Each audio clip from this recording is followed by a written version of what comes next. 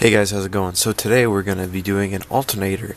I told a bunch of the guys on the forum that one day I'd finally get this video done.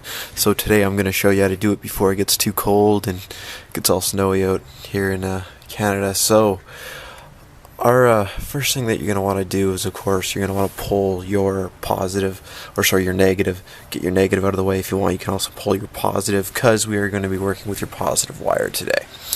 After you've pulled your negative and then your positive, make sure you do it in that order. You don't want to screw that up, because if you ground out, it's not a good thing. Anyways, so what you're going to do is, after you've done so and you've disconnected, our next thing, of course, is I'm going to show you what you need to do this. You're going to need a jack. If you can, 2 jack stands. If not, you could just lift one side. Just make sure you're lifting the passenger side.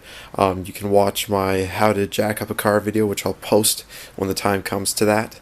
The other things that you're going to need, of course, are, as you can see, I'm only doing 4 gauge because I only need, I'm just using what I have left over, and all my other electrical that I've redone on my car is 4 gauge, so might as well just stick with it. As you can also see here, I've got some ring clips so I can do it and reattach to the post. The other thing that we have here is a torch for soldering these. Once we crimp with a really strong crimp, then we're going to want a torch solder, or if you have a really another way of doing it with a really strong soldering iron, go right ahead, do it that way. I just like to do that for better connection, and it holds it better. And of course, we'll need either a box wrench set, and we'll need a ratchet set, as you're going to need to do some bolts. I just have the extra tools here for once we get under the car, so you can remove the splash guard and whatnot.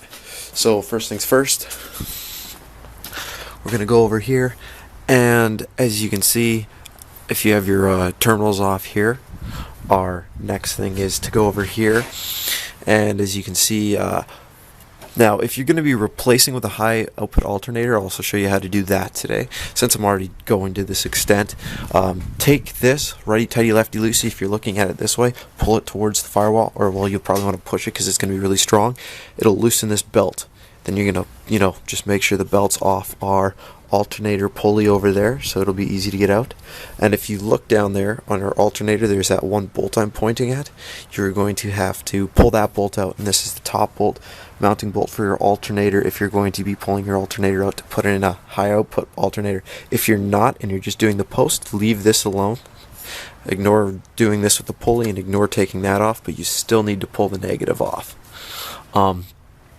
After you've done this, the next thing you're going to have to do is, of course, you're going to have to jack up your car. Oh, one other thing is, which I'm not showing you in this video, is you're going to need a fuse. If you're wondering what I mean, go to your car audio shop and pick up another one of these fuses, as you're going to need one for putting between your alternator and the other, just in case you ever short, then you don't blow your battery. Okay? So, other than that, yeah. So just that, and you can always do that last, because once you get the connection down there, then once you find out your length here, you can put another fuse off going towards it and make your wiring look all pretty. So if you're also wondering about what gauge of wire to use, if you're using I would say 1500 watts and below, an amplifier that's 1500 watts and below, go ahead. If you have an aftermarket alarm, a backup camera, and everything like that, and you have a 1000-watt system, I would suggest doing this with 0 gauge. Or, if you want, you can do 2 gauge, but if you're already buying 2 gauge, go 0 or 1 gauge. It's, only one step cheaper, or one step more expensive. So other than that, it's time to lift the car. Alright guys, so our car is jacked up. If you do not know how to jack up your car, then I will post the video right here, and you can then go to that link and it will show you how to jack your car up. Now, I'm just going to show you how to take the splash guard off and stuff, so we can have access to our alternator. As you can see right there, you're going to pull off these Phillips head screws, all of them, all the way along to the other side. And then as you can see, the next thing we have is these bolts. There's 3 of them. along there, and then there's one of these ones on each side.